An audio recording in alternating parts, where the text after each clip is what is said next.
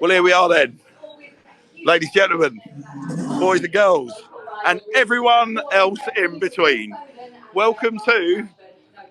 I think they're trying to deliberately drown us out right now. But welcome to the Legends Lounge, home of the Sir Tom Broadbent Lounge on match days, and home of Swindon Town Football Club. And wow, here we are, boys. It's the return of the king. Joining me around the table today, I have the champ. I've got Ellis. How are we, Ellis? Yeah, I'm absolutely buzzing. I barely slept last night. Yeah, looking forward to this. And our very first meeting, Max, we meet in person. It's an absolute treat to meet you in person, and you've made the journey all the way down from Mank, and here you are in your natural habitat. Oh, they've turned the speaker down, so now I have to shout. You're in your natural habitat, which is the county ground, SN1, of course. Welcome. It's good to be home. Isn't it? Yeah. It's a beautiful moment. Excited today, see Return of the King and all that good stuff. Yeah, Return of the King. And we've got Joe as well. Hello, Joe. Charlie Austin. Hey. So, it's all go. And we've also got Mike, because by virtue of our new little position here, tucked away at the end of the Legends Lounge, Mike's decided to go and open his own bar in the Legends Lounge just to our left. So we've got Mike as well. So when he's not serving beer, we're going to be getting him involved in the show as well. But I can see him. He's down at the other bar at the moment. Stealing drinks. Looks like, yeah, stealing drinks to bring up this end. And hopefully sate our appetite. But, okay, all joking aside, the moment has finally arrived, boys. The moment has finally arrived. So I'm going to... Let's do this a slightly different way. Let's go back 5-6 months. We need to be careful what we say here, but we were having conversations, very defeated conversations, as Charlie was boarding planes and heading off round to the other side of the world, and he appeared to be kind of, I wouldn't necessarily, forever's a big word, but he was lost for us, lost to us, despite the fact that there had been an awful lot of Return of the King chat about sort of like 6-7 months ago. And obviously we were all getting very excited at the time. This mysterious flag appeared in the stands, and there was all the talk about time to get rid of the bubble. And it's fair to say, boys, back then, if we reverse all the way back up, we probably weren't as connected as a show as we are now to the realities and the machinations of what goes on at our football club, and indeed what goes on in the minds of a certain Charles Austin Esquire. So off he went down to Australia. I think, so let's spend a little bit of time talking about that first and foremost, because that was a bit of a blow, wasn't it? But at the same time, there was this sort of feeling amongst us that, hang on, we are a League Two club. Charlie Austin has just wrapped up at QPR. Brisbane Roar is a life change, so not necessarily the standard of football, but Brisbane Roar was a life change. It's a big club For the Austin family, wasn't it? Yes, absolutely. And as you say, the A-League is not exactly... There's a project there for him to get his teeth into. In the same way that many people have decided to go to the MLS, there's a project there. What were your feelings? I don't know who wants to go first, Max, Joe, or Ellis. What were your feelings when it was quite clear that Charlie wasn't coming home initially? So this is pre taking a plane down to Brisbane. What were your feelings? Were you accepting of it, or were you gutted? What were your feelings? Because it all kind of happened in the midst of probably between Garner leaving and Lindsay coming in, right? So the club was sort of in a bit of, not turmoil is probably the wrong word, but we were still in transition at that point, and you wouldn't expect us to be, I just wouldn't have expected him to come with us. Then seeing him go to Australia, I mean, when you see any of the A-League clubs entrust someone with one of their designated, I know it's not called a designated player slot, but they've got slots to fill with the foreign players, then that's it. So you're being entrusted and you're having a team built around you. So I kind of thought with Austin going there, it's like, right, he's there for a project. He's going to be there at least the season, if not 2 seasons. Maybe finish out his career here. Because you never know, when you see when people move to other countries, some might settle straight away and end up just staying there permanently. But obviously, I know that didn't end up happening. I don't know, Joe, what about yourself? Yeah, I mean, it's one of those. I think the A-League, obviously, it's not as big. It's not the first sport out in Australia. It's still a big division. It's still it's a division where players have, like Robbie Fowler's have gone out there and done well. Robbie Keane, like a lot of big players have played, especially at Brisbane Roar and sort of Adelaide United, those sort of sides. You've got the City Group buying, I think it's Melbourne City, so they use that division as well to feed players for one of the biggest clubs in the world in Man City. It's not a small division. It's not a small step. It's just a case of, I think, he's gone out there obviously on fairly decent wages. Still a good standard of football. He's playing against internationals every week. It's not a step down from the Championship. It's probably a step across. So I can understand the decision at the time to go across there and apply his trade out there. I think it's a bit of luck and a bit of romance that's brought us back into this situation here. I think the side of luck is that his family clearly haven't settled very well out there, and of course we all know that family comes first, regardless of job or work circumstances. And we happen to be in a close vicinity of where he lives, where he's from. So look, it's the luck in that sense. The romance of it is that Charlie Austin's coming back to play the county ground for the first time in a red shirt in 12 years. It was his first professional club. I'm not saying he's going to end his career here. I would like to think so, but I mean, just to close that circle off of having your first professional club being your last as well, it's a pure romance story. What about you, Ellis? So, as you say, take your mind back sort of like 6-7 months, and it almost seemed like it was going to happen. Like we were all convinced that for a moment that Charlie was coming back. I think, isn't it amazing what you can achieve with a flag? Yeah. And all of our conversations at the time. I mean, again, you're talking. So what we're pretty much like, well, we're a year old now, aren't we? So this is halfway through our existence. We were sort of like, still very much spreading our tentacles through the Swindon Town fan base, and you had various people that were in the know and various people that claimed to be in the know. There were players that were coming to us, legends coming to us, all getting to know like what we're doing as a show, and our relationship with the club was developing, and then suddenly this came out of left field because it wasn't being talked about. Yeah. And then suddenly it seemed like it was snatched away from us, or a perceived inactivity, or because Garner didn't seem to fancy it at the time, did he? No. I struggled with it when it came across because, like you said, when it never it just come out of nowhere. And normally these sort of things, you hear rumours of it, but it all happens so fast and just out of the blue, really. So sort of in the back of my mind, most Swindon fans anyway have this built in where you don't believe it until it happens. I sort of had that mindset when the rumour come about, but something about sort of when the rumours started coming around this time, I had a bit of belief in me that it would happen. But yeah, sort of.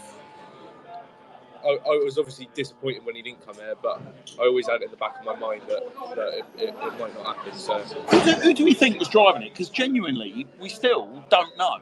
And I've spoken to Hoops, and I've spoken to Jonah, I've spoken to people behind the scenes, and it literally was the boys received the flag, Return of the King flag, and were politely asked, "Would you mind putting it up in the ground?" But nobody knows where it came from. Who's your money on, guys? You like to think it's from Charlie, just from that sort of. Who swears blind it isn't him, by the way. Exactly. But it adds to the romance, and I think, Mr. Hammerhead. I think it was Clem.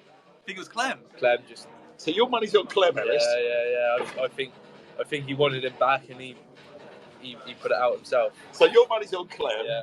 Max, who's your money on? I was going to say Clem as well, to be honest, just because he's the one that's brought him here in the end. So Clem for Max. You're going Charlie. I'm going Joe. Charlie. I swear blind. I'm tempted to say Joe, just because he's apparently Charlie's biggest fan. Yeah. It's going to be very, very hard to. I'm going Hoops, actually. You're going Hoops? Yeah. I just think it's a bit suspicious, really. I've got a feeling it's Futch, who is, for those that may or may not know, is Charlie's agent, who's a local chap, and I think his finger's on the pulse. But I genuinely don't know for sure. But I'll tell you what it does say, and I don't know how you feel about this, but I'll tell you what it does say. I don't necessarily want to jump straight into the fact that he is here now, but I tell you what it does say. I've got a feeling that, well, it's all about heart, right? This whole story with Charlie is all about heart. and a love for this club. And I've got a feeling that clearly Charlie must have been involved in getting that put together, and it's ended up at the ground. Like, you've got to ask yourself why. Because the one thing about this move, you don't, if you're in Charlie's position after having the career that he's had, you don't need the money. I'm sure he likes the money. I'm sure the money's helpful and all the rest of it. But you don't turn down the opportunities you turn down, or walk away from the opportunity that he's got in Australia if it's about the money. So it's all about the heart. And the wording on that, on the wording on the flag as well. You know, about kind of, it's time to, what was it? It's time to banish the bobble, or it's time to, you know, it's all about unfinished business, isn't it? Yeah. And if that was a seeding campaign to where we find ourselves today, what a bloody seeding campaign to have, right? Indeed. What a seeding campaign. So okay, so I'm going agent, you're going hoops. Max is going Clem. Joe's going Charlie. Joe, who gives the monkeys, is back. He's beautiful. Yeah. It's a beautiful moment, right? So let's talk about like, you know, what it means then, right? So Charlie's obviously, well, no, I'll tell you what, we'll shelve that, because I'm only saying that because I'm really keen to get my Charlie Austin shirt on. But okay, let's reverse a little bit. So Charlie lands in Australia. I was fortunate enough to get into contact, or come into contact with Charlie and strike up a bit of a burgeoning friendship right the way back in sort of 2009. So 2009, 2010, and it was very, very clear to me that it was a little lad that was already riding on the wave of a little bit of a kind of Roy of the Rovers story. This lad that had been plucked away from Poole Town, where, to quote him directly, some games he would run off the pitch and literally have a pee behind a tree before going back out on the pitch, just to give you an idea of the facilities. And the next thing you know, he rocks up at Carlisle. Well, he's had a couple of games off the bench, but then he scores against Carlisle, and then the guy never stops scoring, right? And the rest of the story, we all know. But the really interesting thing was, I got a phone call about the time, I don't know, it must have been, 3 months, Joe, into Charlie being out in Brisbane. I said to you, it was about November, wasn't it? I had a phone call from Charlie, and he said, I'd listened to our show. I listened to the Sir Tom Broadbent Lounge. I really like it. So I'm like, oh, thanks, mate. That's very kind. Bearing in mind, Charlie's frame of reference is TalkSport and Sky Sports, and he's played in the Premier League and so on and so forth. So I really like what you guys do. Would you have me on? At which point, I literally nearly fell off the chair. Now, no, you're not allowed. Yeah, so I was a bit like, look, don't get me wrong, and with all due respect to our guests that have come before him, I was like, hang on a second. So this is a guy that's been in an England squad, and he is a very recent club legend, still plying his trade. We've managed to get on Charlie's Charlie's radar as a show. And now Charlie's asking me if he can come on and do a little bit. So I was like, well, what do you want to do, Charlie? I was like, I'll tell you what, how about we tell the story of the 2010 playoffs from your perspective? Like, we talk about the campaign, and he was like, oh, sounds amazing. And I don't know how you guys felt about it, but I mean, Joe, that was a proper showstopper, wasn't it? Charlie's show with us, the 2010 season, and then the inside story of the playoffs. He was brilliant, wasn't he? Mate, he speaks so eloquently. I mean, you can tell that the man's had a very successful career in the game because of his sort of media skills.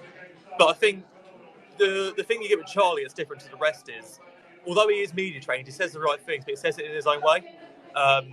He is box office, yeah.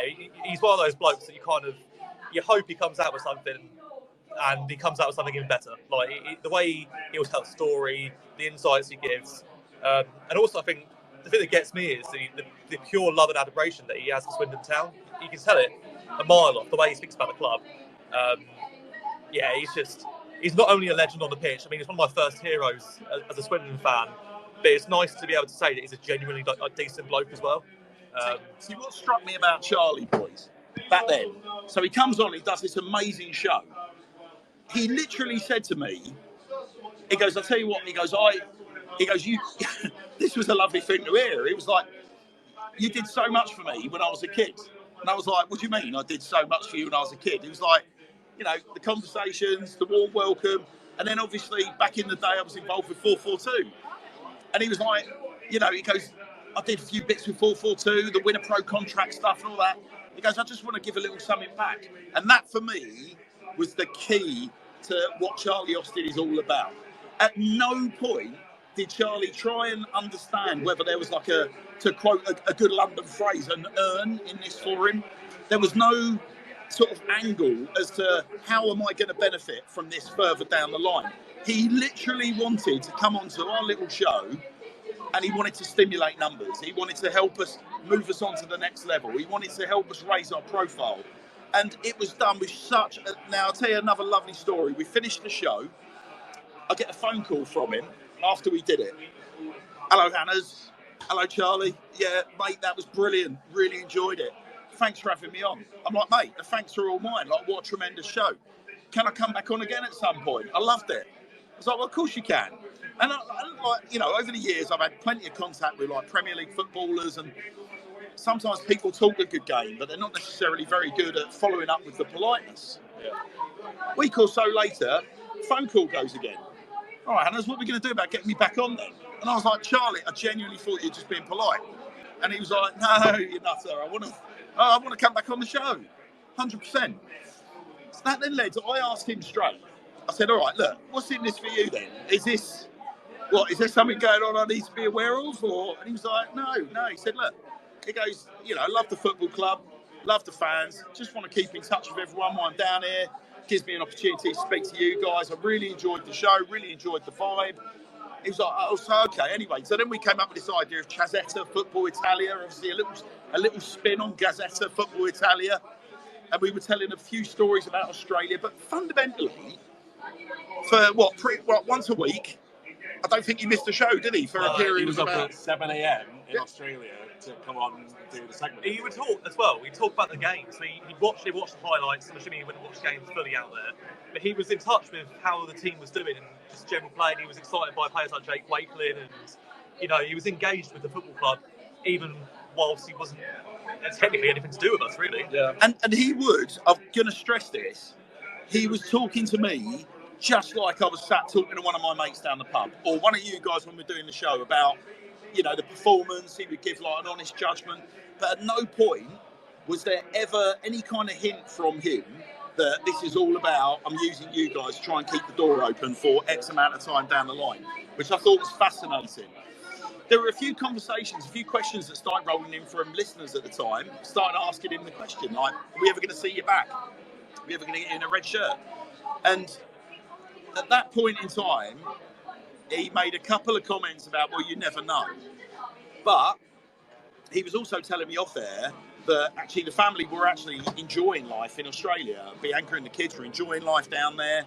But then it became quite obvious that I think that they were missing the, quote, the extended family, grandparents, things like that. For young kids, that's tough. Stays in the UK. Yeah. 12-year-old daughter staying in the UK. That's tough for any family. Yeah, very, very tough. And then eventually, obviously, he's around the other side of the world, and suddenly the conversation starts happening about, well, do you know what? You know, I might be coming home. You know, things aren't going as well as I hoped. I love the lifestyle. Family loves the lifestyle, but we're missing the family. And then I think, again, this is the thing about him as a personality. Like, he's a, what's the word for it? He's so grounded. Yeah. He's so normal. He's such an, for people that haven't met him, He's relatable. I'll tell you what I'm going to really, really love about Charlie being around our club, all right? Our players are so accessible. After the game, you only have to go and stand by by where the burger van is at the end of the Arkles, and you can meet pretty much everyone you want to meet. You can have conversations. They're all so down to earth. What Charlie is going to bring in terms of, look around us now. Look at all these little kids in the Legends sat here with their parents. How many of these kids are going to be starstruck when they walk out by the Arkles and a bona fide proper legend of this club, but someone that's played at the top level is going to be standing there signing autographs, posing for pictures, and he's there. He's part of their club. I'm going to be starstruck. I've been speaking to the bloke for a year. It's bonkers, right? It's just bonkers. I think, you talk about how grounded he is and how humble he is. I mean, that comes from the non-league days he had, right? I think he's like, he come from nothing essentially. He was a builder. Yeah. He's super grateful for like and he knows how lucky he is and how fortunate he's been to get the opportunities he's been given, and he's taken full advantage of them. And it's good to see him giving back. It's good to see him. He's giving back to the club just by coming back. He's giving back to everyone. Who wants to tell the story about, like, I'm sure you all know the one I mean. Like, obviously, he needed to get a bit of a job to sort of support his football, so he went and did some hog carrying. His dad's building firm. Yeah. And you say about him being grateful. Yeah, I think that was probably the rudest awakening for him of what a proper hard day's work actually meant. But crucially, anyone that's listening to this, that look, we've all got like working class roots here. This is a working class sport. We all know the benefit. All of us sat, because I know you all do, all know whether you're Ellis getting his face bashed in for money, or we all. Or Martin getting his. Yeah. Well, but bashed in for money. But listen, we all work bloody hard for what we've got. Charlie's the living personification of being one of us that has gone and done a proper hard graft of a job. Realised what that looks like, and then thought, hang on, I'm going to go and make something of myself with this talent that I've got, this God-given talent I've got for putting the ball in the back of the net. And I think that is one of the things that just ultimately inspires every single Swindon Town fan when they see Charlie Austin in a Swindon shirt. There is an Andrew Hawes by appointment, ladies and gentlemen, let me tell you. By appointment. Andrew Hawes, how are you, sir? I'm all right. I feel bad taking Joe's seat. No, I've got sore legs anyway. Not at all. Joe's very able. So listen, Andrew, we're just waxing lyrical about the return of the king. Yes. And we just started talking about Charlie. We talked about the fact that 6 months ago, we hoped it was going to happen. It didn't quite happen. Yeah. And then there's been this very interesting conversation that's kind of unfolded where fundamentally, due to family reasons, Charlie's returned to the UK. We just talked about what Charlie means to us in terms of his working class roots, hog carrying, the fact that we know that, that kind of gives him he's one of us stamp in the passport. And now, obviously, and now Charlie is back. As somebody that has covered Swindon Town from the lofty perch of the commentary box, and you've seen your Owen Doyles, and you've seen your Michael Dowseys, and you've seen sort of what the people we loosely refer to, and I don't mean that being disrespectful either, but we loosely use the term legend, probably overuse it as football fans these days. Just how massive is Charlie coming back to Swindon Town as far as you're concerned? Well, I will answer in two ways. I can kind of sense how massive it is from the whole reaction from everyone. For me, I'm kind of fascinated because unfortunately work sort of meant I didn't really see much of Austin 1.0. The little bits I did see, I was like, okay, there's a player. But I'm kind of fascinated to see him as a player, as much as having not seen too much of it. But you can kind of sense the energy and the sort of expectation around everywhere has gone up like at least one or at least two notches. Even just sort of walking in, there's more people around early. The first person I see is wearing a Billy Painter shirt, which seems a brilliant piece of timing, if ever there was one. So I think I can sense how big it is that he's come back and he's chosen us when clearly that wasn't the only choice he could have made. So, and that's the other thing, Andrew. I mean, you've had a chance to speak to Charlie now, and I'm sure you've had conversations with him both on and off air. We've talked about we have spoken to Charlie quite a lot off air, and it's fair to say we had conversations with Charlie when the move was sort of, if you will, in its development. Yeah.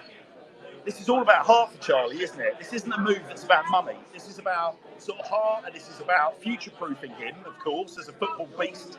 But he's not come back here for a pay packet, has he? No, I don't think he has. I think he's come here to come and be competitive because that was one thing I really got the sense of him. It's like this is not me winding down my career. And it's like I said to you, when we sort of did the kind of comeback interview with him, I was sort of interested in kind of how much he did talk forward rather than talk back, if you know what I mean. Because I think naturally our tendency was to sort of say, I don't mind. I'm not betraying any confidences here when I say this.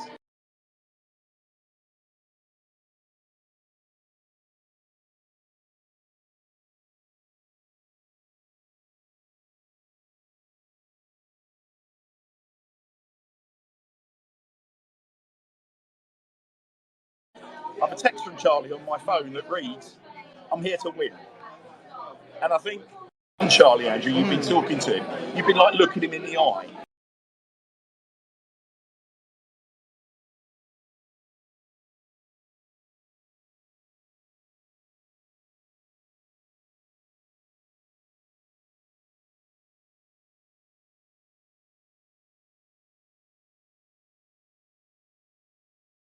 Have you had any kind of impression? Do you get any kind of feel, the sort of vibe that's been pushed into the club? Any signs, early signs of progression, the rub-off effect? I suppose the only thing I would say is not been around too much. Not been around too much because there wasn't a game last weekend, so that sort of slowed things down. But it was kind of, I think from the sort of press conferences we did on Thursday, and if you ask a coach or whatever, or a player has a new guy fitting in, it's normally yes, he's settled in well, he's getting on with his teammates. But we got a bit of the interesting thing was this time we got a bit of working to the answer, if you know what I mean, in like schoolboy maths terms. Like Luke Jeffcott was talking about watching him and already learning from his kind of movement and training, and the fact that Charlie was sort of really approachable and able to, he was able to sort of talk to him about the whole business, and Jeffcott is not a completely naive 18 or 19-year-old. He's a player who's got a bit of movement and a bit of quality of his own, and he's already talking about that. He's talking about how competitive he is in training as well. And Gavin Gunning was saying the attitude's been great. So you kind of take all that, and that gives me extra confidence that there is the 2.0 version. They're still a good player. Well, look, we may still get the quotes from the boys directly, but we were with Hoops and Jonah just prior to going live at the start of the show, and I asked them both what's he been like? How's he been? Now, Steve is somebody that has been involved with Charlie right the way back, like running coaching courses for Charlie when he was last here. And Hoop said he has been absolutely fantastic around the place. He said you're not going to find anyone on the playing side of this football club with a bad word to say about him. And what was interesting was that I think the word that Gavin used was that there was a perception that somehow he was some kind of bad egg. Yeah. Which I was sort of surprised to hear that, and I wondered where that had come from. Because as shirt sponsor at this football club, that was a position we occupied for the best part of 5 years, and that was never a term that I ever heard associated with Charlie. I think Charlie had growing pains, like most young men. Yeah. And there were sort of sides of Charlie's character where he maybe made some mistakes that he wished he hadn't made. But as do we all. As do we all, let's say, gentlemen. Like, I shall cast no stone in that man's direction. But if you get my point, I'd never heard him being referred to as, quote, a bad egg.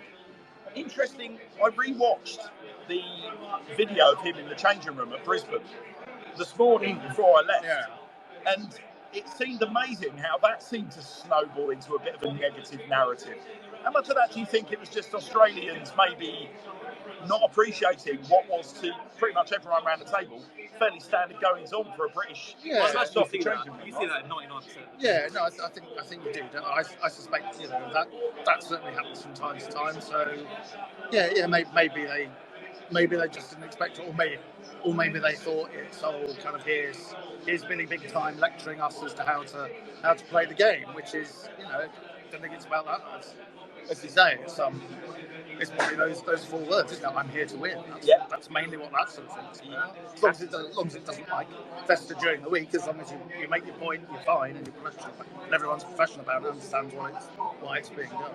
So I'm going to ask you a very difficult question there, Andrew, because whilst we're all being very positive and all the rest of it, and rightly so, where do you think this could go horribly wrong for Swindon Town? If you were looking at this and kind of, what would be your watch outs? I suppose the two concerns are, one, he dislocates his shoulder again, which is always possible. I suppose the other thing is if there are signs after a few games of him looking maybe kind of frustrated on the pitch, if say things continued as they were with the level of service that has been provided to strikers and forwards generally, and the amount of chances of creating, I suppose at some point, if that's not happening, then maybe he is going to get a bit wound up and a bit frustrated. Whether that kind of competitive edge would become slightly too much, I don't know. But that's, I suppose those are the things that might concern me. But I don't get the sense of that from what everyone else has said around training, what you've said. But I suppose that's the possibility. Because I think most strikers will be getting a bit frustrated with how things are. And that's pretty uniform, Matt. So it's like bringing you back in here, like Andrew's saying, shoulder, and frustration with the ability or the level that he's playing at. I think those are pretty uniform concerns, aren't they? I would say across the fan base, pretty representative. That wouldn't just be a kind of an Andrew view there, would it? The first one that popped in my head was definitely the shoulder, because I was the other day, he did it against Southampton, and then he did it as soon as he got to Burnley, didn't he? So I don't know how much concern that's been since, or whether it's one that's easily tweaked possibly, but you'd hope that. I think we've actually got a pretty good history with injury-prone players since the new regime sort of came in last season. So I think we've got the people at the club to look after him, right? Yeah, Ellis, listen, obviously you're involved at a very competitive level of boxing, where obviously medical is critical, right? Yeah. If you haven't got that kind of level of medical support, I guess psychologically and physically, that would be a major concern, wouldn't it, bringing Charlie in? But crucially, to Max's point, you've got Joe the Cairo and Ali Willits and the rest of the team there, and Ricky McFarlane and Adam Hart on the strength and conditioning side. So. But give us your view there, mate, on the physical side and the physical concern. Well, even as like a sort of a mental point from Charlie's view, it must always be on the back of his mind. So, like you might see it with a few players going into a few challenges. They might be a little half-assed in the challenge, just on the fact that they don't want to get injured. And obviously, time out of the game for a player is ultimately you want to be playing at every game possible. And if you've got that on the back of your mind, it's not going to help you at all. So, Andrew, again, like coming back to you. So obviously you've been around the club, you've been around Charlie. I know you personally have been surprised. Is maybe not the right choice of word, but you've been encouraged by it. Actually, he looks in pretty good nick, doesn't he? Yeah, I don't know whether because I'm just like habitually used to seeing him wear hoops for QPR. But he wasn't. His whole kind of body shape isn't quite what I expected. He looks sort of a bit kind of leaner and a bit trimmer, really. I was expecting more of a James Wilson and a Jacob Wakelin. Yeah, if that's the point that I would use. Yeah. So no, I think that's it. So yeah, he seemed. Like I say, he seems fit. He seems motivated. He seems to be doing the business and training. I suppose the only slight concern I might have is you don't think people would get on his back if he didn't score after 2 or 3 games. Well, that's a really interesting point actually, because we had a big conversation during the week about managers, and you'll recall that I was kind of championing somebody coming into the Swindon Town manager's dugout that has basically got a little bit of heritage.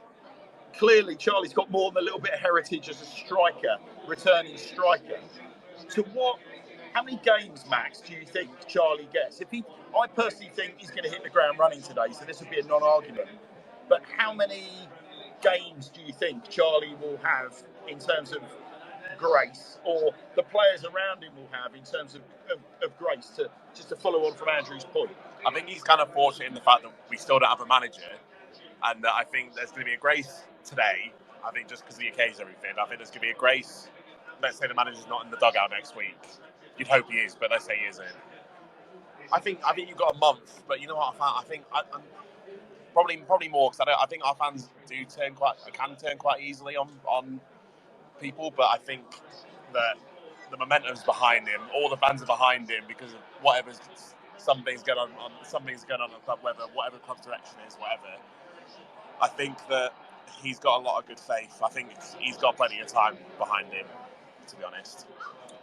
Well, so you think he's got plenty of time.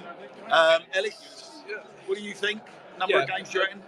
Yeah, he's got time. Like he's got the obviously the history to sort of ease the nerves, if you'd like, because he hasn't got to prove himself as much as a new player would. But obviously for his sort of mental well-being, he's obviously going to want to score today, because again that will just ease nerves a little bit more, and because I imagine from a striker's viewpoint, you want to score as many as possible and as frequently as possible.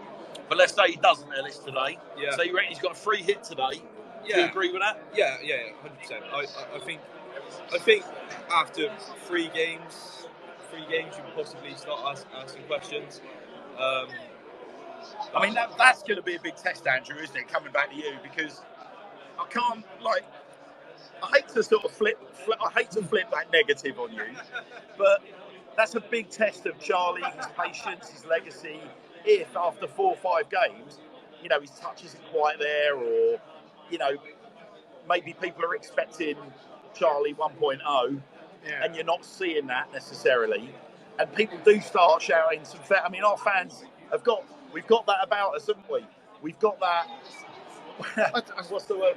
I suppose it's a counter argument. No, at least no one thinks he's here for the money. So it's not like anyone can rush to have a go at him and say, you know, you've just come back. You're back for the paycheck. Yeah, right.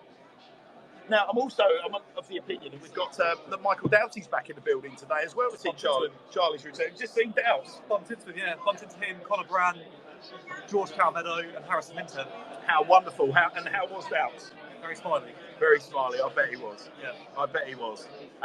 Does anybody have any ideas why Doughty might be back here today? Do we think he's just here to watch Charlie? Well, there is a QPR connection, isn't there? So there certainly is. There certainly is. I don't know how well they know each other from there. I presume they do. We'd like. Doughty's got a business now, obviously, in high-low athletics. If we can tap into working with a former town favourite who's got a budding sports clothing business, maybe Clem's upstairs taking a hand or having a bit of a chat around those discussions. And let's be honest, I think Doughty put it out there when he did his interview with Guardian, was it? I think it was the Guardian, and also when he spoke to Vic about a potential return to Swindon Town. Always was an innovative player. I can't help but think that with the road that the club is on at the moment in terms of its re-establishing itself, there is going to be an opportunity, lots of opportunities to innovate.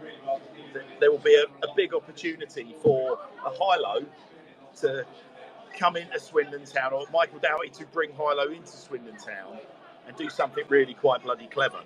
Because that's always the best thing about it. I mean, there's been lots of gremlins. I guess what I'm trying to say is, there's been lots of gremlins, and we've been bemoaning them these last couple of weeks, haven't we, about whenever you get a business that has essentially gone stripped right the way back to bare bones, you're rebuilding it, you will get miscommunications, you will get structural elements that don't work properly, you'll even get some physical elements you're not happy with, whether that's a leaky roof or a broken PA system, or because the people that are answering the questions or making the decisions to make things work don't necessarily say the right things or act the right way, because lots of those established patterns have broken down. But within that, there is always an opportunity to innovate. You can always turn that problem into an opportunity. So I think it's really exciting that Michael's back today, and I would probably suggest that everyone keeps half an eye on high-low and Michael Doughty in Swindon Town and messaging that comes out of the club over the next couple of weeks. Particularly excited. Right, but so here we are then. I said we're going to talk about it later. I'm sat here, you're all sat here pretty much, and so we've got a Gladwin 11, Gladwin 7, we've got an Austin 11, I've got an Austin 11 sat behind a bar ready to get pulled on. I mean, wow. So Charlie being back, commercially, like, not being funny. They ran out of printing. They had to get a new bunch of letters sent over from the EFL suppliers. And I hasten to add, if you're listening at home and you want to get a shirt, you've got 20 minutes to get yourself into the club shop, because Swindon Town Football Club have politely asked that we remind supporters they'll be printing up until 1 o'clock. Yeah. While you're there as well, I'd have a look at the Dan Designs calendars, and I believe we had a few that have an interesting July page. Yes, that may be worth picking up. Get yourself into the club shop if you want a Charlie Austin signed calendar, because they are there. Those calendars are signed up. So there are shirts, calendars, all kinds of stuff. But again, in many ways, the Austin money-making machine, Andrew, the wheels have only just kind of started turning, haven't they? Well, hopefully, yeah. I mean, hopefully they take advantage of it in simple, whether it's simple bums on seats or marketing stuff, whatever. Really, he is going to be one of the faces, if not the face of the club, at least till the end of the season. So, all right, Andrew, give us your feeling then. We talked about this on the show on Wednesday night. how do you feel? What lineup do you feel and formation would be best deployed to get the best out of Charlie Austin? Would you say? That's a good question.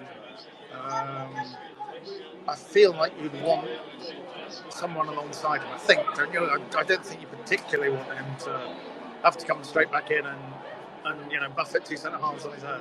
Who would you go with, Andrew? Would you be sort of confident that you could do a Shearer and White and go with Jeff Cotton Austin, or do you think it needs to be the dynamism of Wakeling in and around Charlie? I think I'm more up on Jeff Cotton than average.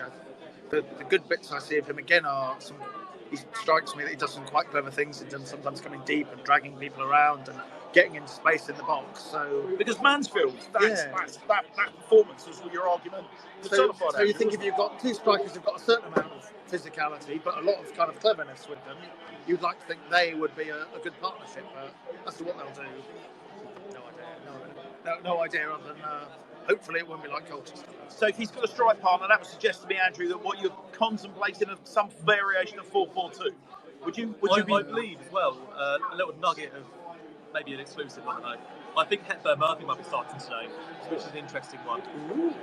Hepburn Murphy playing off of Charlie Austin I is can a see very exciting. I can see a front three of Hepburn Murphy on the left, Charlie Austin for the middle, and Jake Wakeling on the right. Good lord. Good lord, Andrew. Good lord. That eliminates the need. That eliminates the need for him to run. You can just stand in the box. A wide-eyed Andrew Horse you've just made there. There's a lot of pace, man. Do you think that it's completely clean? A movement again, isn't it, to drag people around? There's a completely clean slate. I think this is going to be the most surprising starting 11 we see, whatever comes out at 2 o'clock, or 2:02 is normally. The question is, will Gav Gunning be statistically the best ever Swindon manager with a 100% record? The thing is, that's a defender's nightmare.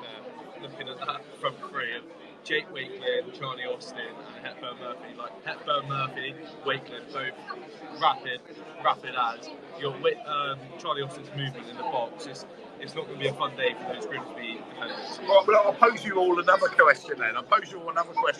Whilst Andrew continues to ponder his lineup. Let's say, because Gavin Gunning has come out this week and said, the job's not for me, the job's not mine, maybe it's too early, this, that, the other. We've heard it all before, Gavin. If we absolutely rip Grimsby a new one today, let's say Charlie scores a hat-trick, Rashawn Hepburn Murphy gets a couple, Gladders bangs one in from 30 yards. Suddenly, we've got Super Gavin Gunning. He knows exactly what we need. I think you know where I'm going with that. If we win 7-8-0, then I'm his. The city sort of territory, isn't it? Yeah, I will be his lover for life. Well, I don't know. I think he was pretty emphatic on it. He doesn't strike me as a man who's going to mince his words. There's a slight element of Roy Keane about it. He seemed very straight talking, didn't he? I think so. Yeah. I don't remember. I mean, it seemed quite an abrupt decision that he only stopped playing in the summer and then linked up with Swindon pretty quickly. And it sounds like he's been told that they want to try and keep him on, whoever the new manager would be. So there's no pressure on him to kind of dive into management when he's just in coaching terms, a novice, because it's not like his job here is at stake either by the sounds. I'm fascinated by, because football fans do tend to have a tendency to sort of blow in the wind, and fundamentally a big home win with lots of feel-good vibes. It's the sort of thing you just want to keep happening. I mean, there'll be a lot of people getting on the Gavin Gunning groovy train just after 5 o'clock today, I would imagine, if we get that big result today. Did you see enough, Andrew, from your presser to suggest that irrespective of result today, Gavin would continue to rule himself out? Do you still feel that was in the way that Peacock has, for example? Yeah, no, I think that was my impression. The one thing is that if they do go and get a good, nice, comfortable, good big win today, then it takes a little bit of pressure off the people upstairs to get the manager absolutely all in place and ready to go next week. So I suppose that would be the one good thing about it. But no, I don't think I didn't really get a sense that he was like any cabinet minister saying they didn't want to be prime minister. I really think he doesn't want to be prime minister. Not yet, anyway. Because clearly, obviously, it is very well. Look, Andrew, thank you for joining us. Pleasure. An absolute treat. We'll shortly be handing over to BBC Radio Wiltshire. and your wonderful coverage. Best of luck today. Thank you. Yes, we're all. I'm not going to let you leave without a prediction. Let's say 3-1 with Austin getting third on 71 minutes and a nice coast. There we are then. Ladies and gentlemen, get your betting slipped out. You've heard it here first. Andrew Halls, the voice of Swindon Town commentary. And what a week. It's going to be a very going to be an interesting week for Andrew, because he's kind of been pulled here, there, and everywhere, hasn't he? Yeah. And he's had an awful lot of contact with Charlie, an awful lot of contact with the management. So it's always good to get good to get his crystallised thoughts on how things are unfolding. But the headlines from there was that Andrew's hunch is it'll be Charlie and a strike partner, or partners. Would be his hunch, and that irrespective of result today, he wouldn't be expecting Gavin Gunning to be throwing his hat in the ring for the manager's job. Now look, as football fans though, like I said, we've seen that all before. I would assume that Gav has 0 coaching badges, having come off of a playing career in the summer to join Swindon as a coach. I would imagine he's doing his coaches at the club now, sort of on the job. I don't think he's qualified or even anywhere near experienced enough to be taking his managerial job. I think, we all had a moan about Scott Lindsay having no experience or little experience. Scott's got 10,000 times the amount that Gav has. I think there's also a point of you look at the fact that you didn't go with Scott to Crawley, even though I think they'd worked together before at some point, and it tells you that he's probably just happy in his role. I think he's probably found a comfortable role. He's doing his badges. He's getting to work with, and he continues to get to work with someone like Charlie Austin. Gets an opportunity as coach like good young players. So I think if you're a coach at this level, I think we're one of the better clubs to be at. I'm not being funny as well. Probably looking at it from a coach's perspective, you don't want to be jumping clubs all the time. I imagine he's done it all his playing career, moving here, there, and everywhere. I'm sure he sort of just probably wants to settle down and sort of knuckle down with what he's doing. So. I think, like you say, I think job security as a coach compared to being a manager. Oh yeah. Yeah, I think I'd probably do the same if I was him, to be honest. I think I'd hold back, don't rush into it, don't rush into anything. Keep shouting from the sidelines. Get my badges, get my experience in, learn how to work with Football League players, and somewhere down the line he'll probably do similar to what Peaks is doing, right? Yeah. But it's such a difficult decision to make. Let's say he wins today, and then he follows it up with another big win. A bird in the hand and all that. I still can't see it. I can't see it at all. I think Gav's going to be part of the background staff. Although he's funny, Gav. He's a really funny bloke. He's really outgoing and stuff, but he's also got quite a quiet nature about him when you meet him. You look at him on the side of the pitch, he's absolutely going mental and ravenous at people, and he's swearing and winding away fans up and whatnot. But when you speak to him one-on-one, he genuinely is quite reserved. I think he's aware that he's technically not, qualified to be where he is right now. He's got a good opportunity, but I think he's appreciative of that. What's your gut feel, Louis? Let's bring Louis in. Hello, Louis. No. You chew your chocolate, mate. I don't want to choke you. I feel like I've ambushed you. Chew away. I'll ask you a slightly longer question. So, Louis, you missed the context. Yeah. We've been talking about Gav Gunning, obviously, interim manager today alongside Mildy. We're saying that if we get off to an absolute fly, it's kind of important, we think, for all parties, whether that's Charlie, Gavin, whoever. Certainly the management of the club, senior management of the club, after the sort of mixed week, it's fair to say that they've had a contradictory week. They kind of need a big result today to relieve a little bit of pressure on certain quarters. But the question that we were asking was Gav Gunning, if he gets off to a flyer, to what extent do you think he's going to contradict his statement from earlier in the week about not being in the lineup for the Swindon manager's job? Well, I think if we win this game, then I think it will relieve pressure on the upper management that we need to appoint someone immediately, because if we're playing well, we win today, then it's like, well, we're going to Wolves, so we're not desperate to appoint that manager. We have a bit more time, we bought a bit more time to appoint. We can buy another maybe 1 or 2 games before we actually have to make our firm choice. It encourages calm. But I think with Gav, because he said he didn't want to become manager, he said, and as I've heard, that he has no coaching badges, and I think the club will want to look for someone with some coaching badges. I hope, because if he stays in the background, that's good, because sorry. You carry on. Yeah, You swallow that galaxy down, Lou. Let's have it straight. If the club appoints someone that's not going to be... I mean, the fans are baying for experience now. They're baying. Yeah. We've tried the first team coach going into the managerial role. I think if you appoint Gav, he's setting off on a negative start. I think it's a false start for him because people are being fuming that he's not a big name, he's not an experienced manager. And he knows that. Like, he's not silly. Like, he's been on our show. He knows what the social media is like. Yeah.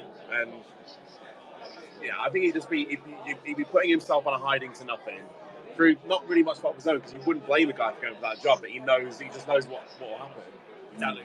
Oh, well, let's have a little bit of fun. Joe, you've got a trivia teaser. We're going to do a slightly more compressed trivia teaser. I do indeed. Lovely listener. So we're going to have 3 clues this time. 3 clues, and we're going to do this over the course of the next 5 minutes. So rather than split this across the show, rather than split this, we're going to just do it all in the next 5 minutes.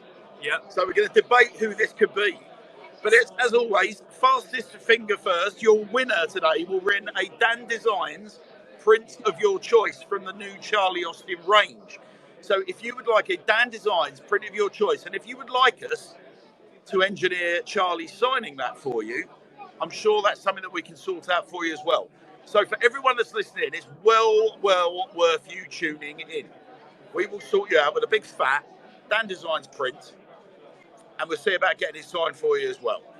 So, and we're getting a few little messages, by the way, about the signal today not being great. Do apologise if that's the case. I understand that the club are working on the Wi-Fi at the moment. There's an extension to the Wi-Fi going on because they want Wi-Fi over in the Don Rogers stand. So that could be affecting what's happening in the Legends Lounge today. If that is the case, do apologise. It is going to get better with time. So, regardless, let's get things rolling. So it's just to frame this, our trivia teasers are always, it's a former Swindon Town player, Joe, correct? It is indeed. And you're going to give us 3 cryptic clues. Yep. For your chance to win said print.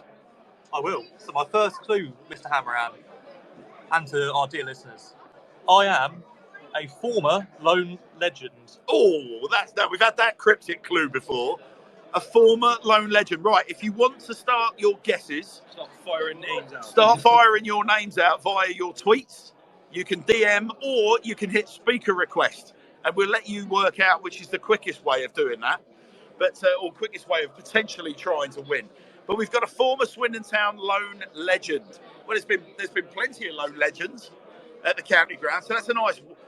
You've not made that very easy, Joe, have you? I may or may not have signed a permanent deal too. Oh, interesting. Jerry Yates, therefore, Josh. Jerry Yates is not the answer, I'm afraid. Josh, I'm afraid it is not Jerry Yates. But you're being a bit of a bastard there, Joe, aren't you? Because you're saying he may or may not have signed permanently for the club. I did sign permanently for the club. Oh, hello. Well, that makes it a lot easier. So, yeah, Josh, sorry, it's not Stephen Alzate. As much as we would have liked Colombian international Stephen Alzate, who's tearing out for Brighton to be one of those players. No, it's not Stephen Alzate. Do you want to give him another clue, Joe? I will give you another clue. I wore different numbers on my shirt for each season I played at Swindon Town. Oh! So I changed my shirt number. Changed his shirt number frequently. So a former lone legend that's not Stephen Alzate, that's not Jerry Yates, that ended up signing for the club and wore a different shirt number for every single spell. Exactly. Absolutely outstanding. So you're going to have... immediately I've got names popping into my head. I know who that could be. There's somebody out there at the moment that's in the dressing room at Swindon Town Football Club that it could possibly be. I'm not saying it is him, but he certainly had lots of different numbers. So keep your guesses rolling in, keep your tweets, keep your DMs, hit speaker request if you want to come on. Josh is absolutely determined to win this, isn't he? Only Josh is determined. contributor. It's a good guess, that. Yeah, That's a good guess. But it's Massimo Luongo. It is not Massimo Luongo. Should we give him another tip, Joe? Should we give him another clue? My final clue is simple. Panenka. Panenka. You've got to get that one now. Panenka. No, I know. So, former loan legend that signed for the club, wore different numbers for every spell at the club, which suggests multiple spells at the club. And Panenka. Panenka, who could that be? As a delightful Caroline Lane, the finest club receptionist in the land, approaches the Sir Tom Broadbent Lounge with the brightest of smiles. How are you, Caroline? I'm very well. Let's have a prediction from you, if we may. Well, I'm going 2-1, 2-1. and I'm going for Austin to score, of course. Aye, get in. Get in. Well, speaking of scoring, Malcolm Day, you are our winner. Malcolm Day. The correct answer, Joe, of course, was... Mr. Michael Doughty in the house. Michael Doughty in the bloody house. We're going to do our best to try and see if we can tempt Michael Doughty onto the Sir Tom Broadbent Lounge today, but we can't promise. But Michael Doughty, Malcolm, so I'm sure we're going to see you today, pal. You're bound to be in the building at some point. So either after the game or DM us your details, Malk, and we will get your print to you by hook or by crook.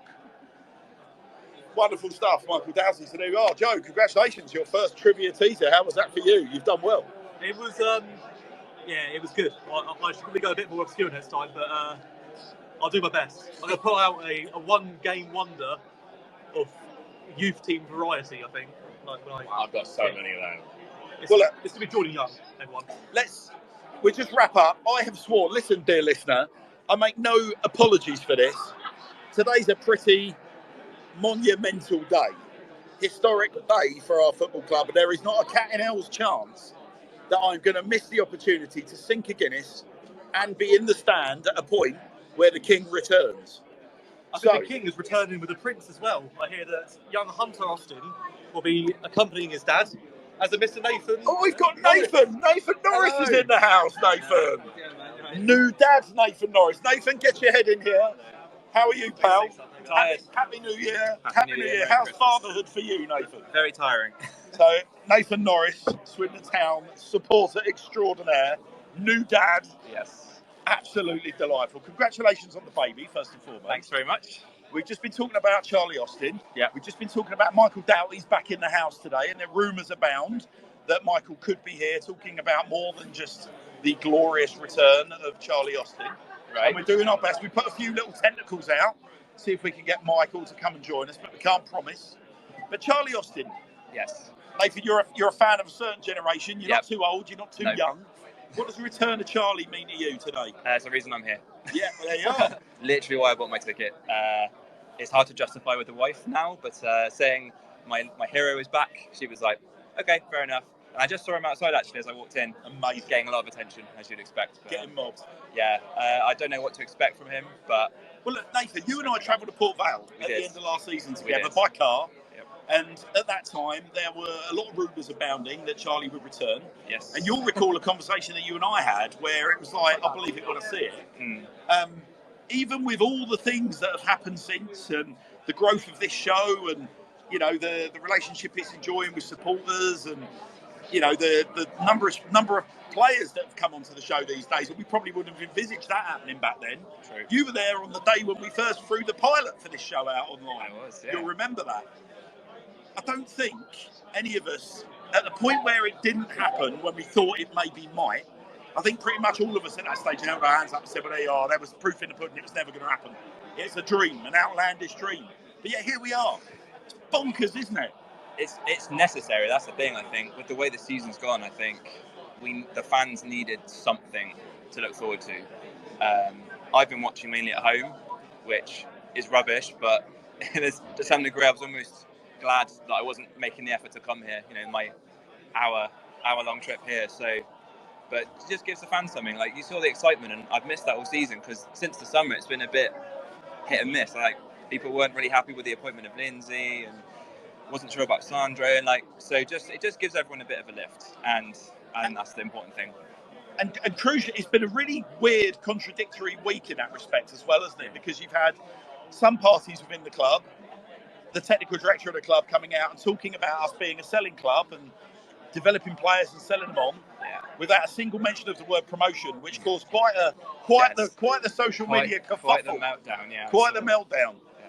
And then that was kind of then dovetailed with interviews from Rob Angus, and Charlie himself, where it was all about ambition and promotion, and it kind of goes to show you what your point about it was necessary. The man's a catalyst, isn't he? Exactly. He's a catalyst. Do you think we've still got enough in the tank this season to get promoted?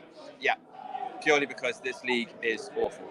I think Orient seem pretty stable at the top.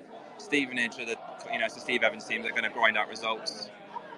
But apart from that, I can't really think of anyone. I don't think we've been great, but I'm watching us play other teams and they don't look great either. So it's one of those, isn't it? We play Orient. You're not scared. No, you're not scared. You're playing Stevenage. You think, I think we played well against Orient, and obviously we were shit against Stevenage, but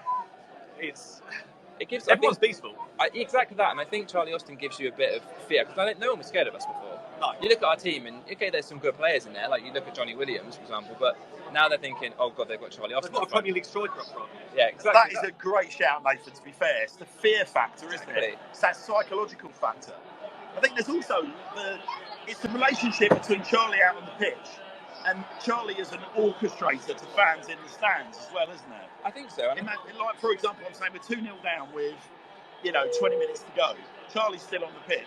We all know what he's going to be doing while he's on the pitch in relation to the stands. If our ground is going quiet, he's not going to stand for that, is he? No, and I don't think it's just the fans. I think it's his teammates as well. I've read a few interviews that people say he's been a good presence around the club, and I think he's going to be the type of guy that isn't going to accept certain performances from his teammates. I think he's always seemed to have that character about him, even when he was coming from non-league, when he was new to the Football League. And I think he'll demand a lot from his teammates, and I think that will push them on a bit. And I think the team will sense that we want to give Charlie the ball, and I think that's going to push them on to try and get the ball into Charlie. And when he's got the ball in the 6-yard box, you know what's going to happen. It's getting in the back of the net. So I hope it's a good day for him today.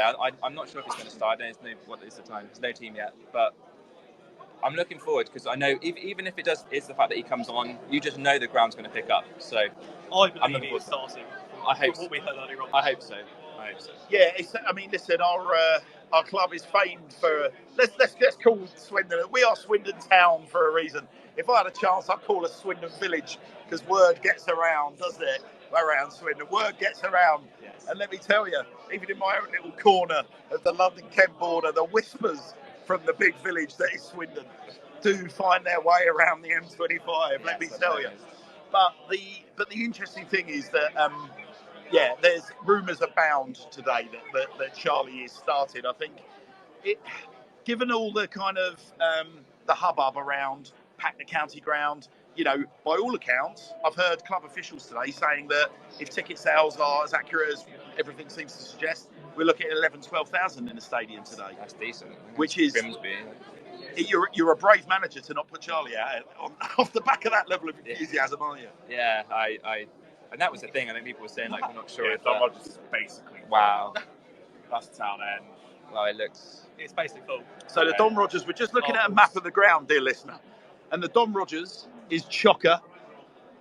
There is room on the flanks. The Arkles. So you'd expect at least 10. Is very, very, very busy. That's what you want to see there. With room on the flanks and then the town end. That's what it does. Wow. Swindon fans turn up. T2, T3, packed solid, T1, T3, T4 and 5. I believe that would be a little bit of room. So listen, dear listener, if the penny hasn't dropped, this is one of the most historic moments in your club's recent history. If you're sat at home listening to this show, you've got a massive opportunity to get your ass off your sofa, get down to the county ground, snap up one of those remaining tickets and be part of it. This is going to be akin to... I said it before, this is the sort of thing that in 10 years' time, you can look at the doors here with pictures of Swindon Town history. Charlie Austin walking out to an absolute hero's welcome. I guarantee somewhere in the county ground there'll be a picture of that somewhere. To my point, and my lovely son is listening right now, who's stranded down in Bournemouth. the conversation went along the lines of this: all the trains have been cancelled from Bournemouth. He can get a train that will get him here for the last 40 minutes. I said to him, son, today's not about the football. Trust me, it's not about the match. This is all about being part of history. So get your bums down here. If you're Swindon Town in any way, shape or form, come and be part of it. Come and be part of it. 100%. But there we are. So we've come, like I said, we're not a million miles away. Nathan, going back to Port Vale. Yes. We're not a million miles away from where we were this time last year. No. And we ended up in a car discussing a trip to Burslem, ill-fated in the end. Yes. But as you said, we've still got plenty to be optimistic about. Charlie aside, there's plenty to be optimistic about, isn't there? Going into the January transfer window, what surgery, I'm going to ask you guys, as my panel, Nathan included, what surgery do you think needs to take place on this glorious, well, not so glorious team of ours? I'd like to see more strikers. I think we always just feel like we're lacking up front for me, and I think I'd like another striker, someone quick, because I love Charlie, but it doesn't seem like he's the quickest. And I'd like us to sort out the defence, especially like there's rumours about Angus McDonald going. I don't know how true that is. We need Blake Tracy in the return. Yeah, Blake Tracy is. I think that's someone that we'll look at again. Yeah. Out of contract for the summer too. So is he? Okay, yeah, well, there we go. I think that's a realistic option as well. I'd love to see Tomlinson back. I don't know his situation. I know he was transfer listed. Yeah. Just shoring up that defence. Tell you what, Nathan Thompson's been transfer listed at Peterborough. I'll take the skipper back, would you? I'll take Nathan Thompson back in a heartbeat. I've still not forgiven him, but yeah. my thing was like, I want a centre back who can play 40 matches a season, because I still don't think we have that in this team, really. Yeah. I think the thing that's messed up our defence a lot is the inconsistency of lineup, which is going to mess with the whole team. So I think you need a centre back who you can depend on to play, not necessarily to go get the best centre back in League Two, but getting a centre back like a Jordan Turnbull, who you know is going to play 40, 45 games. A spine, a member of a spine. Yeah, exactly. I want a nasty one as well. I think all our players are too nice. That's a good. Shit house. You want to let's call it as it is. What's Rafa Branco doing? You want a shit house. I do. Shit house centre back, a big shit house centre back, because they're perfect in League Two, and we don't have one really. Yeah. No. And that's what Austin will bring at the other end, because he's a gobby shite. Everyone knows that, and I love that about him. He's going to be not quite as hyper, but he's going to be like Armour Curdy last season, who would just wind people up, because he's got a big gob on him, and we need that at the back as well, in my opinion. For me, it's about leadership, guys. I think what this team lacks leadership, and Joe made a very interesting point. He's at stroll off to take the call and observe some Premier League football. But here's the thing: we had Joe's observing a lot of clips. Charlie Austin this week on the training ground, and he made a very interesting point that the only voice that you've heard is Charlie's. And I think every time I've watched, I follow this season. I mean, it's not been as bad as the COVID season, but it's quite clear there's not a lot of shouting going on out on that pitch. Yeah, it's all very low key. So Nathan Thompson's a very interesting point, obviously, because ex-Swindon Town captain, has taken us all the way to a Wembley playoff final. Been part of successful Swindon Town lineups. Been part of very successful Swindon Town squads. An unused member of Paolo Di Canio's squad, for example. Bags of experience. Swindon born and bred. Potentially, I could see again, with a fair wind. I'd love to see him come back. He probably is more of a centre back these days than a right back. I can't say where he's been. I would say where he's playing. Yeah, I would say he's a centre back. I think he's been playing primarily centre back ever since he left. So yeah. Is it a 2 or like a 3? Do you know? Probably a 3. He was in a 3 with us, wasn't he, when he moved into the middle? I think at Peterborough he was in part of the back 4. So yeah. Okay, interesting. Yeah, it's fair to say he's filled out. Let's just say that he's a bigger unit as well than the wiry little right back that we can remember bursting into the side. So yeah, leadership I think for me is key. I mean, some of the names that have been mentioned I think are great talkers and leaders in their own right. Joe Tomlinson has been heavily linked with a return at Swindon this week boy as well, as part of a potential swap deal for Romeo Hutton. The rights and wrongs of the Romeo Hutton element of that deal, I think Joe Tomlinson is a lad that if he's available, you bite your arm off when you get him back in. Talks a brilliant talker, young lad, potential resale value, can play right back and left back. Rampaging kind of fullback, gets forward, supports for goals and assists. Who wouldn't want that in their lineup? If Sandro's got a spreadsheet of players that you should be looking at in the EFL, If Sandro's got a spreadsheet. On Sandro's spreadsheet, Surely Joe Which one? Thomason's top No, three. I was going to say which one. The one where they buy players from. His scouting spreadsheet. So we're talking. So Nathan, you're talking about wanting strikers and a big, gobby, vocal centre back. Yeah. I'm talking about leadership per se, and I've thrown that word spine in because that's where my mate brain's at, Max. As you were talking, I said for me it's all about spine. I'd love a big centre midfielder, like a Rohan in sort of. So I mean, you've got the top bit now. You've got Austin up front. You've got Williams and Gladwin in midfield. Just need someone down the centre because every single one of our centre backs has been injured at one stage. There's not been a consistent presence really. I think you could argue McDonald's is happy, but if McDonald's up, and he's probably our least injury prone centre back, and he's injury prone in himself anyway. So McDonald's a very interesting one, isn't it? As to whether or not you're going to see him out there today. Obviously, we're still approximately 50 minutes away from seeing the lineup, but yeah, a lot of talk of McDonald going this week. I mean, how do you feel, Lily, about McDonald? Do you think has McDonald underwhelmed as a sort of commanding centre back versus what you hoped he would be? He can't play out the back. That's the problem. He struggles to play out the back. We need that ball playing defender. And also being captain, he hasn't shown the qualities of leadership. You know, he needs to be one like shouting orders. Like Charlie Austin will do that. He will shout orders. And McDonald hasn't been doing that. He hasn't been shouting. Like, he hasn't been like calling out.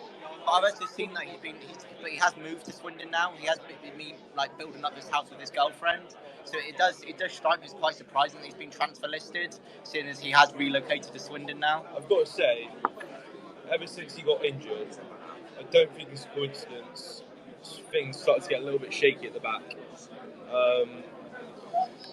I'd agree there's better on the market than McDonald, but I'd also I think he does. He brings an aspect of the game, and I think he's worth having as a player because we have struggled when he hasn't been in the side. Same with Clayton. So as soon as we haven't had them in the team, we've struggled. End of the day. Yeah, I mean, we go back to talk about centre backs and the guys that are through the door, Max. It's been debated, hasn't it, this season about what formation we've recruited for, but it seems like we've recruited. There's quite a lot of centre halves that, on the surface of things, and I don't want to just make lazy conclusions, but I kind of feel like I need to. It just feels like we've got a lot of centre backs in the building that are comfortable in a 3 rather than a 2. And the 3 or the 5, whichever you want to call it, just hasn't worked, has it? no, we definitely look better as a 4.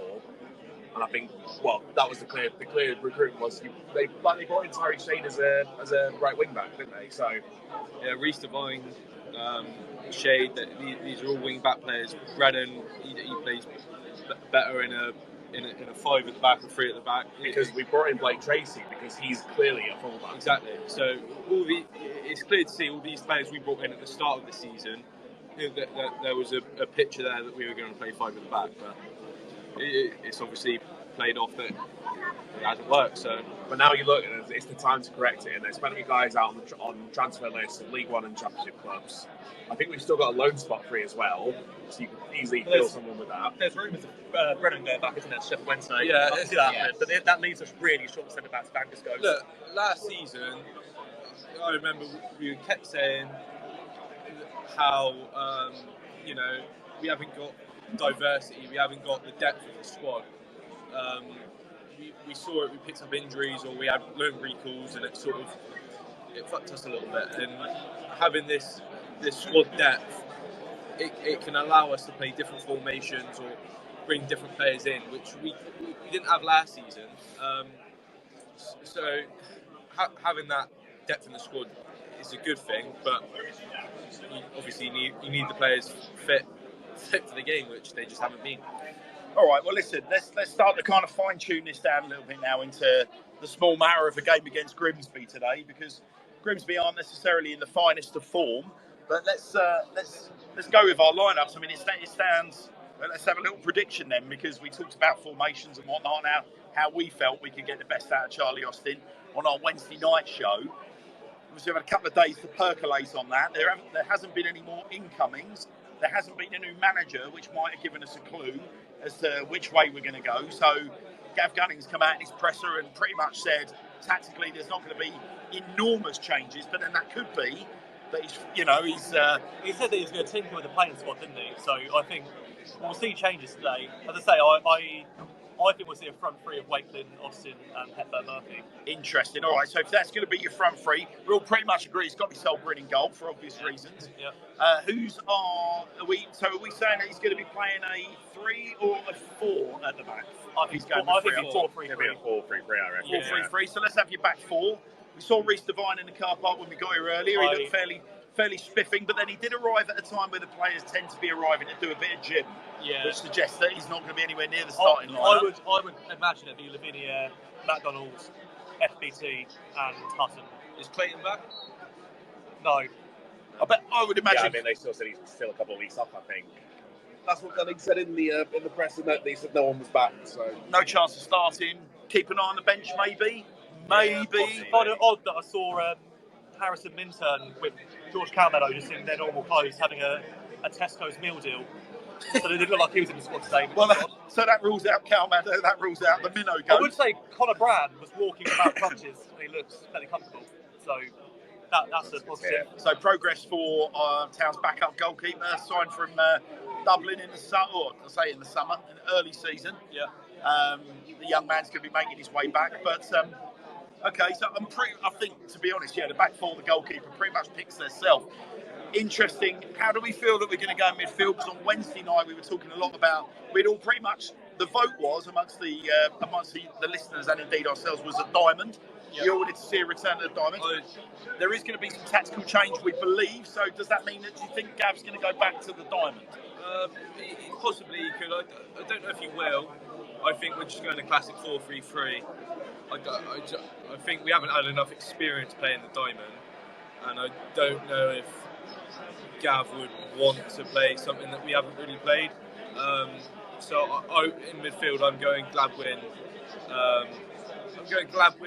Williams, and Darcy. Gladwin's, Williams, and Darcy for you, Ellis. Gladwin's, Williams, Darcy.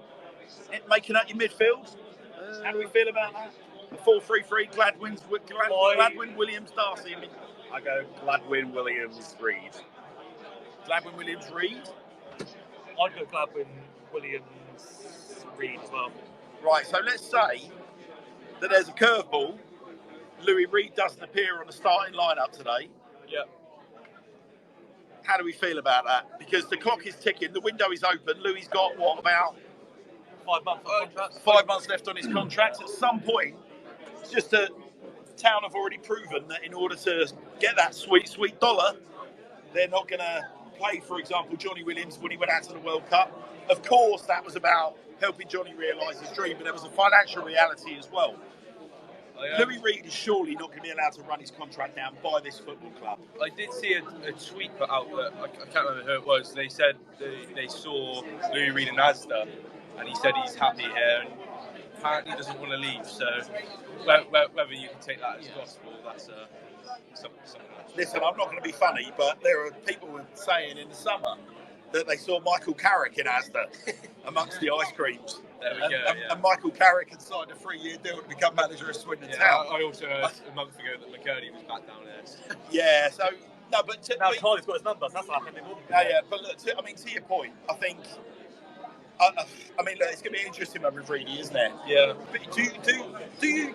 If you're a club like us in our position where we are now openly saying we'll sell at the right price, we're not going to want to lose money on Louis Reed. But then equally, if you cash in on him now, we know Louis Reed, on top of his form, is one of the best players in this division by far. Yeah. It's quite the conundrum, isn't it, going into a January transfer window? And you would imagine 14 days in, if he's going to move, he's going to be moving pretty bloody soon. It needs to happen now. You get the money in the coffers, and then you can reinvest that money into the playing squad. But I think with him, he's not had the best season. He's only got 6 months left on his deal. You're not going to get massive money for him at this stage. So I think it gets to a point where, would you rather take, say, 70 grand for him maximum, or do you let him play for the rest of the season to help get us promoted? I think I'd rather have him just I personally, I would be keeping him. He's top of his form. He's For the sake of not even a six-figure fee, I think you might as well keep him. He's easily one of the best players in the league. It's a big gamble for him as well. You know, those of you that like Jerry Maguire will understand where I'm coming from here. He's in the Rod Tidwell situation where he's not got a contract next year. You know, unless he signs a pre-contract agreement, or the risk for him, of course, is that he runs his contract down. He's the kind of combative midfielder where, you imagine he picks up an injury between now and the end of the season, he could find himself high and dry without a club going into the new year. It's a big gamble. So to just assume that all parties, us and Reedy, would be happy for Reedy to continue playing, to quote Rod Tidwell, is he strong of mind? But you get my point. It's a big gamble. A big gamble. It would also be a gamble going elsewhere. If you take a look up to Hibs with Harry McGurdy, it's safe to say it hasn't played out for him so far. If Louis Reed was to go to another team, it might not work out for him. Where he knows that it can work here. It has worked here very well. I personally just think it's a case of getting in games, and he'll be back to the old Louis Reed that we know. Well, look, I mean, Louis Reed surely is a good enough player that you would hope he would sign a new deal, therefore protecting himself as an asset, giving himself some security, giving the club some resale value, because on his day, he is so good that you can imagine him, even with a new deal, still getting on the radar of clubs that will spend money on a transfer fee. I'm talking Championship. There's not a lot of League 1 and 2 clubs that spend, certainly no League 2 clubs, it's very rare that they're spending money on transfer fees. But there's, you know, upper echelons, League 1, Championship. Unless you're Gillingham. If you're good enough, yeah, for sure. Well, for them, I mean, it's panic stations for them, isn't it? But if you get my meaning, if you're Louis Reed, you are a big enough asset that you'd still be confident, even if you've got a price tag, that you could get a move to a big club. Like, you'd surely feel that, no? Yeah. Or do you feel that he's still such an unpredictable talent that people wouldn't pay money for him? Genuinely, I think his dream is to go to Barnsley. We all know he's a Barnsley fan, he's a Barnsley lad, he's where he's from. I think he's good enough to go there now, to be honest, but I think end of last season, if we had put him on the transfer list in the summer, he'd have been going at least top half League 1, maybe bottom half Championship. I think that's the standard of sort of performances he was putting in last year. The player's still in there, do you know what I mean? That doesn't go. That's still Louis Reed, that's still what it's about. It's a weird one. He hasn't been amazing this year, but he does something in the game. Every game he'll do something like ping a cross-field ball and split a midfield in half or a defence in half. It's what he does. Let's be honest. He hasn't been shit, has he? He just hasn't. I think he set very high expectations last season. So, like, we're comparing him to last season, where he obviously had one of the best seasons of his career. So he hasn't played the best, but again, he hasn't played the worst.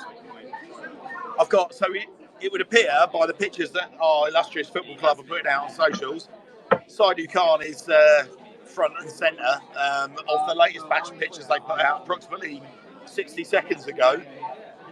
That would suggest to me that obviously we know Saidu Khan's in the starting lineup. I tell you what, I've got a feeling that Saidu Khan is going to be central defensive midfield today. I don't know, knowing football as I do, I'd be very, very surprised if Louis Reed's anywhere near the starting lineup today. I've just got a feeling, if you're asking me, and I know I'm asking you, the lineup, but if you're asking me, I don't think Louis Reed would be my choice, but I don't think he's going to be, and I think Saidu Khan is going to be central defensive midfielder, and I think he's going to be garnished by Johnny Williams, Ben Gladwin.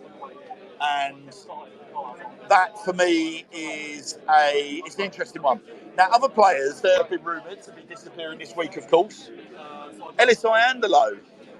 We didn't see Ellis outside the ground. There's been no pictures of Ellis going around on the socials that the club are putting out. There's been fairly strong links, it's fair to say, a lot of rumours this week, linking him with reuniting him with Scott Lindsay. They've obviously got a lot of history, Scott being the man that brought him to Swindon Town from Maidstone United back in the day. If Ellis isn't in the squad, Max, Ellis is the kind of player that if he's not in the squad, there needs to be some very, very clear injury news to suggest that anything other than a transfer is afoot. Would you say that's fair? Yeah, I'd say so. Yeah.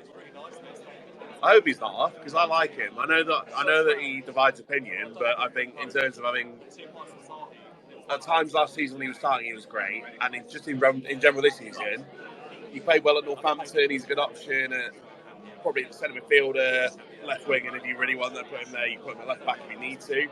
He's played centre back. I think he's the kind of player you need about the squad. So I'd be very sad to see him go. He's the kind of player that I can imagine going to Crawley and Scott giving him the armband. Yeah. Left centre midfield, gives him the armband. He's my man. And actually, that fresh start, a shorter commute for Ellis from his Kent roots. So Ellis hasn't got to worry about, because that is an exhausting run to be doing that on a daily basis. Irrespective of how long a working day is for a footballer, that's a long old run. A fresh start. He's been here a long time. That's the change of scenery. 100%. Like, look at it from his perspective. He's been here a long time, and I think there's a risk of him sort of running his career down sort of into the ground. Like, he hasn't had the best performances this season. I personally wouldn't put him on the starting lineup. But again, we all know there's a player in there. If I was him, I'd personally be maybe looking at a move elsewhere. And if you got the offer of going to Crawley with obviously Scott Lindsay, I'd be grabbing that with both hands. Another player that's been linked to a move is Ben Gladwin. Similar drills. It's been linked to a big transfer to Crawley. Yeah. Potentially us getting money for a guy that, when he rejoined the club, Max, 18 odd months ago, was pretty much being kind of, shown as someone we pulled off the football scrappy. He's managed to get 5 kilos off, arguably playing some of the best football of his recent career. Would you be sad to see Gladwin go? Do you think there's any sort of substance behind that rumour? I think we'd be mental to get rid of him because he's been our best outfield player all season. For me. 100%. I would not be looking... And I wouldn't be selling him to a team in the same league. Right now, in this position where we are, I would possibly look at selling him in the summer, but not now when we're sort of aiming for promotion. I think if you take him out of the team, you lose our most creative, dynamic midfielder.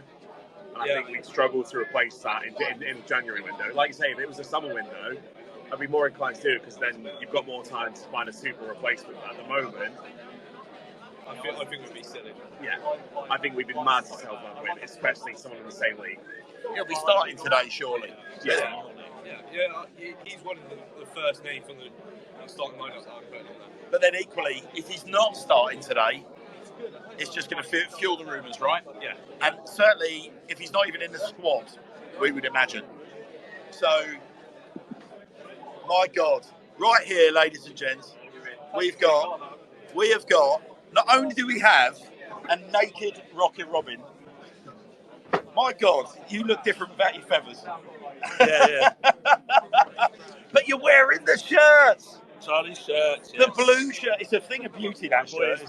It's a thing of beauty. What's it mean to you? What's it mean to you, Mal? I've just been singing his name for last 3 weeks. Beautiful, right? Ever since I knew. Matt, we're of a similar generation of supporter, so we really enjoyed the first stint. I think the thing that I'm loving today is how many little kids I'm seeing with Austin 11 shirts on. It's going to be something that for kids and their parents that are Swindon Town mad, and these kids, some of these kids clearly weren't even born when Charlie was wearing a 32. It's such a beautiful, romantic, kind of creative, exciting thing the club have done, isn't it? Bringing him back and reuniting all of these generations, giving them all something to talk about and enthuse about. It's just a buzz around the town, and it's just no other club's got this. We've got this buzz now. We're this is just, you had to be there the first time, and if you weren't, I think now even just listening to us talk about it, maybe that's brought other people in thinking, if it was that good last time, why can't it be that? It was just... What transfer in your lifetime, Malcolm? What transfer comes anywhere close to this? I can't think of anyone coming back. So It's literally Doyle. It's got to be. That's the only thing. Yeah, that Doyle coming back for that season, but I remember Paul Rideout in the early '90s coming back on loan, and I mean Paul Rideout, that was a big thing, and that was similar to me. I wasn't Rideout left just before I became a Town fan, but I was very well aware of the legend of Paul Rideout and leaving Swindon for Bari in Serie B at the time. But that was big news, and the town was still chattering about that. There's been obviously we've had other big players returning, but someone said to me now this week, and a fan that's much older than me said, Hannah's, make no mistake, this has got the same level of buzz that the return of Don Rogers had. I mean, bloody hell, in terms of scale of transfer, I mean, the only thing that I can think of that comes anywhere near this now is when we agreed Glenn Hoddle joining as manager. And I say agreed because him signing as a player was almost a byproduct. When he signed as manager, agreed to become our manager, there was talk of, well, he might pull the boots on again. And we ended up getting that wonderful sort of like couple of seasons out of him. But that's the only... We've been spoiled, haven't we, really? Oh. We've been spoiled with, Ozzy Ardiles, Hoddle. This is something to else. To an extent, like Steve McMahon, but we'll skip over that. But yeah, this to get Austin back in his prime, someone would say, wouldn't they? It's just massive. Well, look, Mal, you're wearing the blue shirt. I can't think of a better way to finish the show this week. It's been all about Charlie, but one of Charlie's old teammates. We've done something a bit special for him this week. You'll be aware that we've managed to get Stephen Darby's shirt back to him, and it's the same shirt that you're wearing, the blue 442 Adidas shirt from May the 17th playoff. It's irrespective of the gesture. I'm not getting you to blow sunshine up our rear end, but that's a pretty special sort of thought, isn't it? To think that Stephen's now got that shirt back from 2010, hanging on his wall at home. What were your memories of that night? Oh, just I remember watching it back and seeing myself falling off a seat on the Sky Sports. Just the whole pure drama, wasn't it? I mean, was it 2-1 up from here? 2-1 up from here. 3-2 down. 3-2 down. And then down to 10 men. David Lucas injured. Lucas injured really early. Then they go down to 10 men. And we've equalised. That equaliser just took an age to go. I remember one of them took an age to go over the line. Do you remember at half time, Sam Soji stood there, the Charlton defender who wasn't in the squad that day, and he was saying we're going to Wembley. They were so cocksure of themselves, weren't they? Yeah. And at that point in time, you couldn't blame them either. And it was just, we were just this little part of Swindon in that end. And it was like, but the noise we made, it was just phenomenal. Amazing. And then tell me what went through your mind when you saw Stephen Darby going up to take the final penalty. We didn't really know much about him, have we? So it was like, oh, okay. So we always, I mean, it's happened before where we've had players that have gone up. We don't really know, maybe they were a bit young and they've missed or whatever. But yeah, as soon as it left his foot, it was like, that was never not going to miss. And it felt like that entire army of Swindon fans were directly behind that kick as well. Oh, just amazing. And there are photos that you find on Google of that ball nestled in at the bottom right corner from behind. But such a lovely poetic thing, Malcolm, for us to be able to bring the show to an end today. We used that to my left, wearing that shirt after the week that we've had. We've got Charlie back in the building. We've got Stephen Darby's shirt back in his house. And I guarantee you we've got a 3-1 Swindon win and a Charlie Austin hat-trick. Right, listen, it's 1:30. I've said make no excuses for the fact that I am going to down tools at 1:30 because I want a Guinness and I want to get out in that stand. I want to milk out every second of Charlie being back out on that county ground pitch. Joe, a final word from you? Charlie Austin. We are the Sir Tom Broadbent Lounge, ladies and gents, an independent Swindon Town Twitter space. As such, our views do not reflect those of Swindon Town Football Club or Sir Tom Broadbent himself. It's all about CA11 today, guys. Keep your fingers crossed and come on, you Reds. Thanks for joining us.